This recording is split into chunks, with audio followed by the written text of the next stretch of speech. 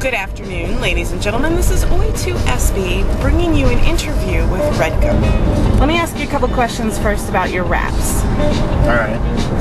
Do you feel that when you write your raps, they come from external stimulation or internal thought processes? Well, the majority of the time, man, I kind of find myself locked within myself. I'm the only thing that I know a lot about and feel comfortable enough writing about. And the other half of that is I got a lot of shit that I'm trying to work out and work through. So it's kind of like therapeutic. Do you feel like over the years as you've been writing that your writing has helped you progress in any of that? Oh yeah. Like when I first got started, man, I was doing dumb shit, just writing about stupid shit. You know? Like what? Well, typical shit that's really easy to write about and rap about, fucking shit that I've never done, fucking robbing people and killing people. So the basic rap bling bling Hollywood bullshit. Yeah, because it was easy. You could make anything rhyme with jump on a desk with a bulletproof vest. That's easy shit. That's just where I got my start from, because that's what I was listening to when I was young and stupid and easily influenced. So what was the thing that turned you from your more simple Hollywood raps into something a little bit more introspective? Well, that's when I discovered decent, intellectual, high conscious hip hop. Like who? Like Aesop and Blockhead and Atmospheres. Anything on Def Jux or Rhyme Sayers or anything like that. Just anything that's outside of the realm of your radio hip hop, which I don't even like to call hip hop. I don't know. I'm just a white kid from the suburbs, man. I don't really know much about hip hop. I just know that when I listen to something, I don't like to be able to understand it within the first 30 seconds. I like to listen to stuff that I can listen to over and over again, not just because it's fucking dope, but because I have to listen to it a few times to get the meaning of it, and catch different phrases and put different metaphors together, and either derive my own meaning from it or figure out what is trying to be said to me. Alright, well, some of your fans may know that you like other genres of music besides hip-hop and rap, that you're a pretty big metal fan, and that you dig some classic rock. How do you feel those have influenced your rapping, if at all? Well, it kind of just opens the floor to different ideas, I do hip-hop songs in odd time signatures. I learned about that kind of structure from listening to the other stuff that I do, like Sleepy Time and Tool and Rush and fucking Pink Floyd and all that crazy shit. Opeth and, whatever is a challenge for me and a step away from standard material is how I like to do things. And whatever I listen to that puts me in a state of mind to create something fresh, I like listening to it. And not to mention, aside from the creativity, inspirational aspect of it, if it hits me right here, I'm gonna listen to it over and over again.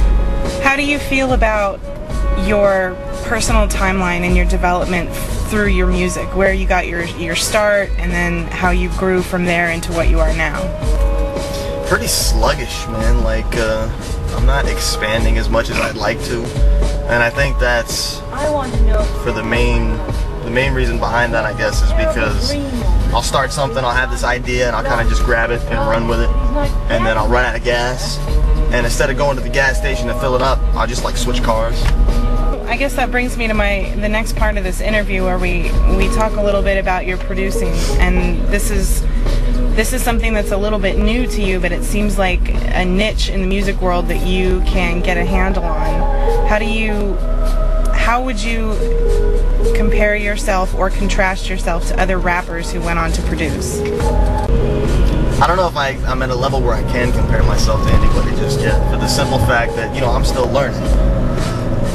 The reason I do it is because the workings of it just fascinate me. Trying to figure out how I'm going to take this mic and put it in the right position to make the most round and robust vocal tone I can possibly get my hands on.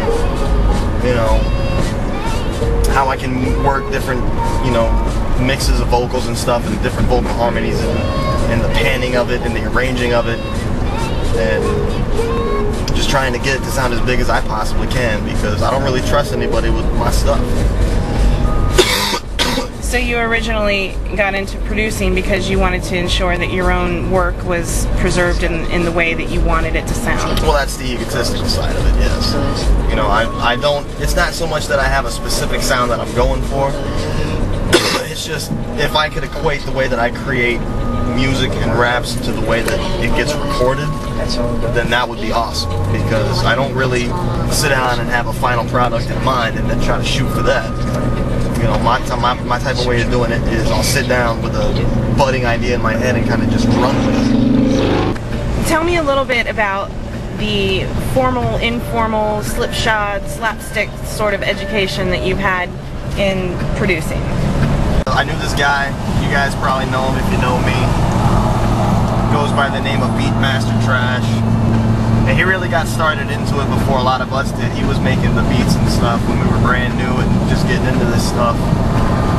And I took a real liking to what he was doing. He was using this program called Reason. And he never really had any formal schooling on it or anything like that. He just got a copy of it, took it home and fucked with it. So, I finally got a copy of it. I started fucking with it. And I was in a band at the time.